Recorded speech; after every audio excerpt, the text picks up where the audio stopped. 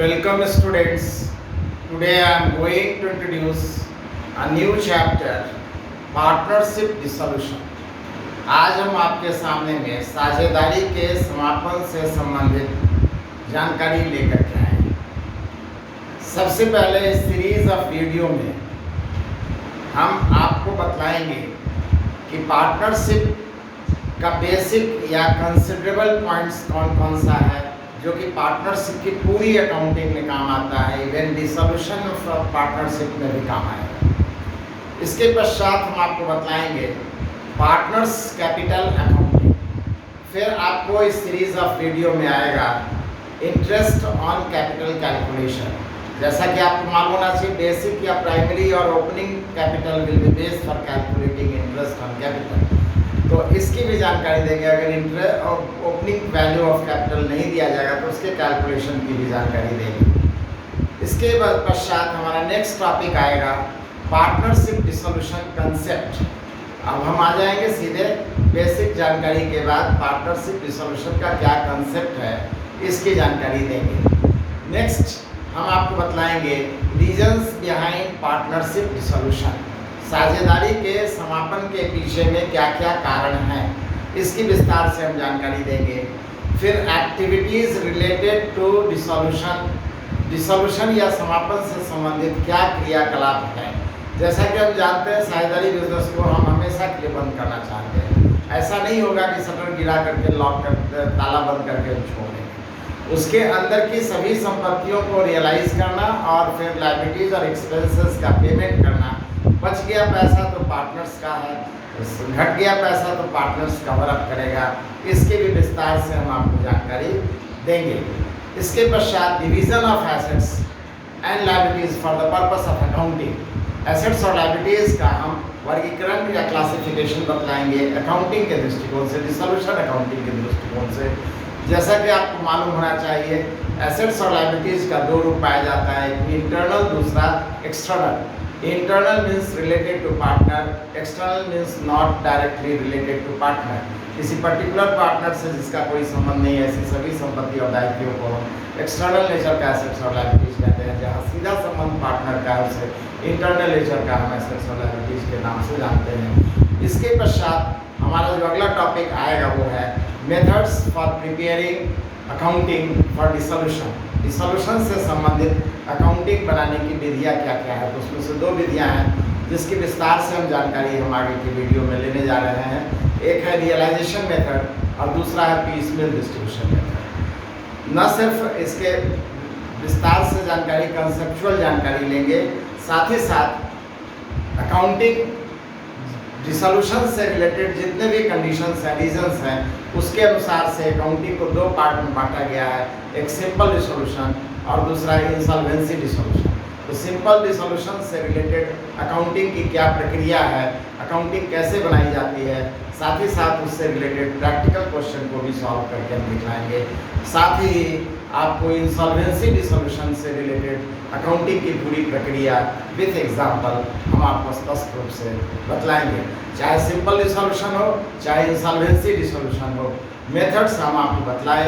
Realisation method भी हो सकता है, पीसमेल डिस्ट्रीब्यूशन मेथड भी हो सकता है। दोनों से रिलेटेड अकाउंटिंग को हम आने वाले वीडियो में, इस सीरीज ऑफ वीडियो में प्रेजेंट करेंगे। तो सबसे पहले आज हम आपको इस वीडियो में उन बेसिक बातों की जानकारी देने जा रहे हैं जो पार्टनरशिप अकाउंटिंग के लिए बहुत ही मूल्यवान है, याद रखने योग्य है, कंसिडरेबल पॉइंट्स है। हालांकि ये बातें पहले से आपको जानकारी में बेसिक पार्टनरशिप अकाउंटिंग में पहले से भी बताया जा चुका है। हमारे पुराने वीडियो में भी, पार्टनरशिप के वीडियो में भी ये बातें आप पाइएगा, लेकिन यहाँ से रिलेटेड जानकारी देने से पहले रिवीजन के तौर पर हम उसकी जानकारी पुनः आपके सामने में प्रेजेंट करने जा रहे हैं। उनमें सबसे महत्वपूर्ण बात है, याद रखने योग्य बात है कि अगर पार्टनर्स के बीच का प्रॉफिट शेयरिंग रेशियो नहीं दिया गया है क्वेश्चन में, तो हमेशा याद रखना है profit will be distributed, profit और loss will be distributed in between और among partner as equal ratio. अगर कोई इन्फॉर्मेशन नहीं है रेशियो का, तो हम हमेशा समान अनुपात में, बराबर के अनुपात में साझेदारों के बीच में लाभ और हानि को बांटेंगे। दूसरी महत्वपूर्ण पहलू आ जाती है interest on capital. Interest on capital के बारे में कोई इन्फॉर्मेशन क्वेश्चन में नहीं है, तो interest on capital compulsory item of transactions नहीं है तो नहीं रिकॉर्ड करेंगे। लेकिन कभी कभी क्वेश्चन में इंटरेस्ट ऑन कैपिटल दे देता है, लेकिन बिजनेस में, पार्टनरशिप बिजनेस में लॉस होता है, इसके लिए भी प्रोविजन है, आपको याद रखना है। If there is loss in partnership business, interest on capital even given but not recorded, दिया है फिर भी हम इसको नहीं लिखेंगे, इस बात को याद रखना है। इंटरेस्ट ऑन कैपिटल से संबंधित ये दूसरा महत्वपूर्ण पहलू है कि अगर बिजनेस में इंटरेस्ट ऑन कैपिटल दिया हुआ है लेकिन प्रॉफिट सफिशिएंट नहीं है, उस कंडीशन में maximum up to profit amount will be recorded as interest on capital, याद रखना है इस बात को। नेक्स्ट आ जाता है हमारा इंटरेस्ट ऑन ड्राइंग्स, दिया है क्वेश्चन में तब रिकॉर्ड करेंगे, नहीं दिया है तो कोई अकाउंटिंग नहीं होगी। नेक्स्ट आ जाता है हमारा इंटरेस्ट ऑन लोन, याद रखना है इंटरेस्ट ऑन लोन दुनिया में कोई भी अमाउंट कभी भी ऐसा नहीं है कि विदाउट इंटरेस्ट होता है, इसी कारण से लोन क्वेश्चन में है तो इंटरेस्ट जरूर चार्ज करना है, नहीं है कोई प्रोविज़न दिया हुआ, कोई इन्फॉर्मेशन दिया हुआ तो याद रखना है 5-6% पर एनम के रेट से इंटरेस्ट ऑन लोन हम प्रोवाइड करेंगे, अकाउंटिंग में लेंगे। सैलरी कमीशन टू पार्टनर, याद रखना है सैलरी कमीशन जनरली एम्प्लॉय से रिलेटेड होता है, लेकिन पार्टनर से रिलेटेड अगर सैलरी कमीशन दिया गया क्वेश्चन में तो अकाउंटिंग में लेंगे। अगर पार्टनर से रिलेटेड कोई सैलरी कमीशन का इन्फॉर्मेशन नहीं है तो फिर उसकी अकाउंटिंग भी हम कभी भी नहीं करेंगे, इस बात को, बेसिक बातें हैं, जरूर याद रखना है। दूसरा टॉपिक आ जाता है, तो सबसे पहला इंपॉर्टेंट और बेसिक कंसिडरेबल पॉइंट्स है जो कि आपको याद रखना चाहिए, कंसिडरेबल पॉइंट्स।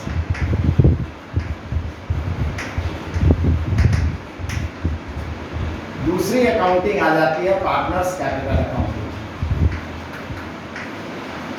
इसके बारे में पहले के वीडियो में हम आपको जानकारी दे चुके हैं। According to Indian partnership act 1932, capital accounting are divided as fixed capital and fluctuating और फ्लोटिंग कैपिटल। भारतीय साझेदारी अधिनियम 1932 के अनुसार से कैपिटल अकाउंटिंग को दो रूपों में बांटा गया है, एक फिक्स्ड या स्थिर पूंजी और दूसरा फ्लोटिंग और फ्लक्चुएटिंग या अस्थिर पूंजी के नाम से जाना जाता है। हमेशा याद रखना है इस बात को, फिक्स्ड कैपिटल का मतलब होता है when partners are not accept the changes in their introduced amount of capital is called as fixed capital. जब साझेदार के द्वारा लगाई जाने वाली पूंजी के अमाउंट में कोई भी परिवर्तन को स्वीकार नहीं किया जाता है, ये स्थिति हमारी स्थिर पूंजी की स्थिति है।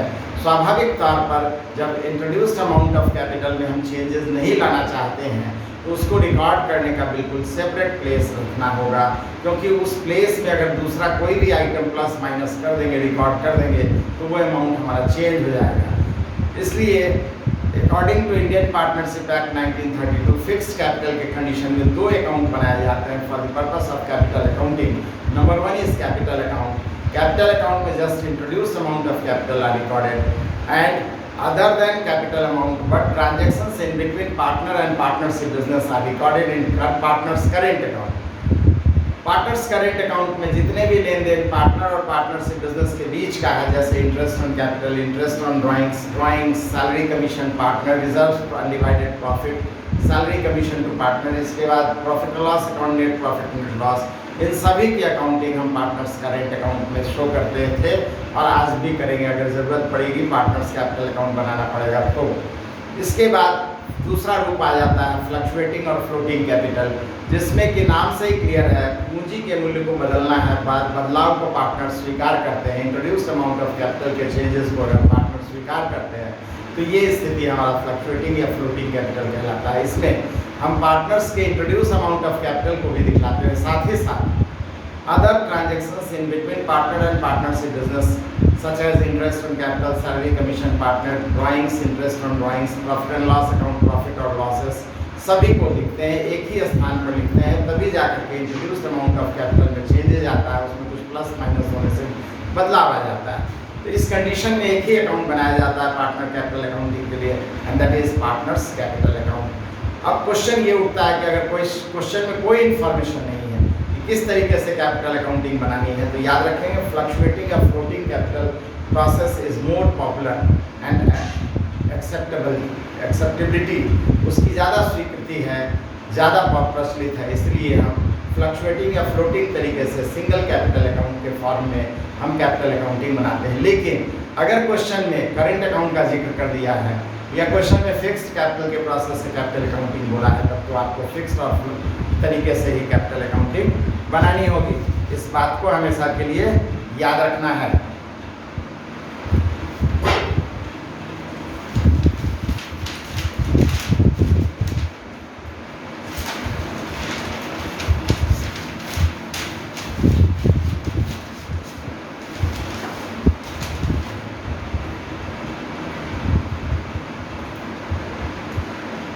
इस प्रेजेंट वीडियो का एक और टॉपिक है जिसे हम इंटरेस्ट ऑन कैपिटल के नाम से बतलाएंगे। इंटरेस्ट ऑन कैपिटल की जहाँ तक बात आती है, इसकी अकाउंटिंग करेंगे कि नहीं करेंगे ये तो हम पहले आपको बतला चुके हैं, इसके लिए क्या प्रोविजंस हैं। अब calculation of interest on capital amount की बात आती है, तो याद रखना है interest on capital amount always calculated with opening value of capital. अब अगर क्वेश्चन में ओपनिंग वैल्यू ऑफ कैपिटल नहीं दिया गया है, तब हम क्या करेंगे? निश्चित रूप से उस क्लोजिंग कैपिटल में ओपनिंग नहीं दिया है और कैपिटल बैलेंस शीट का कैपिटल है, balance sheet end of the year में बनता है, इसका मतलब क्लोजिंग कैपिटल है। तो क्लोजिंग कैपिटल में हम रीएडजस्टमेंट ऑफ आइटम्स करेंगे। हम जब ओपनिंग कैपिटल से स्टार्ट करते हैं बैलेंस शीट का लायबिलिटीज में, याद कीजिए, तो उस कंडीशन में नेट प्रॉफिट को ऐड करते थे, ड्राइंग्स को लेस करते थे, इंटरेस्ट ऑन कैपिटल को ऐड करते थे। और जब हमारा क्लोजिंग कैपिटल है तो जो आइटम ऐड किया हुआ है उसे माइनस करेंगे, जो माइनस किया हुआ है उसे हम ऐड करेंगे। इस तरीके से रीएडजस्टमेंट करेंगे। जो माइनस किया हुआ है, मान लीजिए क्वेश्चन के बैलेंस शीट में प्रॉफिट एंड लॉस अकाउंट अभी भी शो कर रहा है 5000 से, और साथ ही साथ बोल रहा है कि टोटल ईयर का प्रॉफिट है 10,000। इसका मतलब 5000 अभी भी अनडिस्ट्रीब्यूटेड है, अनएडजस्टेड है। जो 5000 एडजस्टेड है उसी का रीएडजस्टमेंट करना है। कोई भी आइटम बैलेंस शीट में अगर अलग से लिखा है, इसका मतलब उसका एडजस्टमेंट कैपिटल में नहीं हुआ है। तो इन बातों को ध्यान में रखते हुए रीएडजस्टमेंट ऑफ कैपिटल करेंगे, क्लोजिंग कैपिटल में करेंगे, और इस तरीके से हमारा ओपनिंग कैपिटल आ जाएगा। ओपनिंग कैपिटल आ जाने के पश्चात हम उसका इंटरेस्ट कैलकुलेशन आसानी से कर सकते हैं। इस तरीके से इन सभी बातों को ध्यान में रखते हुए, बेसिक बातों को ध्यान में रखते हुए, आज हमारा पहला वीडियो जो डिसोल्यूशन से है, डिसोल्यूशन टर्म भी नहीं आया है। वास्तव में डिसोल्यूशन टर्म की जानकारी भी हम आपको इस प्रेजेंट वीडियो में नहीं दिए हैं। अगला वीडियो जो होगा निश्चित रूप से हमारा पार्टनरशिप डिसोल्यूशन के क्या कंसेप्ट हैं, क्या रीजंस हैं, आखिर समापन के क्या क्या कारण हैं, उन कारणों को आखिर अकाउंटिंग पर्पस से कैसे डिवाइड किया गया है, और फिर उनका अकाउंटिंग प्रोसेस क्या है, अकाउंटिंग मेथड्स क्या है, इस तरीके से, और by whom dissolution activities done, ये स्पष्ट रूप से हम अगले वीडियो में आपके सामने में लेकर के आ रहे हैं। हमें उम्मीद है आप हमारी वीडियो को रेगुलर देखते रहते हैं। अगर आप हमारे वीडियो को अपने दोस्तों के बीच में ज़्यादा से ज़्यादा शेयर करते हैं, तो आज के पैंडेमिक काल में, पैंडेमिक पीरियड में निश्चित रूप से हर एक स्टूडेंट को इसका बेनिफिट घर बैठे मिल सकता है। इस कारण से आप हमारे वीडियो को ज़्यादा से ज़्यादा शेयर कीजिए। ये जो टॉपिक है आपके इंटरमीडिएट लेवल में भी कई बहुत सारे यूनिवर्सिटी, बहुत सारे बोर्ड एग्जाम में दिया गया है। साथ ही साथ डिग्री लेवल में तो ऑलमोस्ट ऑल ओवर इंडिया में, और प्रोफेशनल और वोकेशनल कोर्सेज में इस चैप्टर को निश्चित रूप से इम्पॉर्टेंट चैप्टर के रूप में ट्रीट किया जाता है। एग्जामिनेशन के पॉइंट ऑफ व्यू से भी क्वेश्चंस भी दिए जाते हैं। इन कारणों से हमें आवश्यक रूप से इस चैप्टर को विस्तार से जानना चाहिए, समझना चाहिए, इसलिए अकाउंटिंग से अवेयर होना चाहिए। हम विस्तार से आपको इन सभी की जानकारी आने वाली वीडियो में देंगे। हमें उम्मीद है आप हमारे वीडियो को लाइक कीजिए और सब्सक्राइब कीजिए। अभी तक अगर सब्सक्राइब नहीं किए हैं तो आवश्यक रूप से सब्सक्राइब कीजिए। Thank you.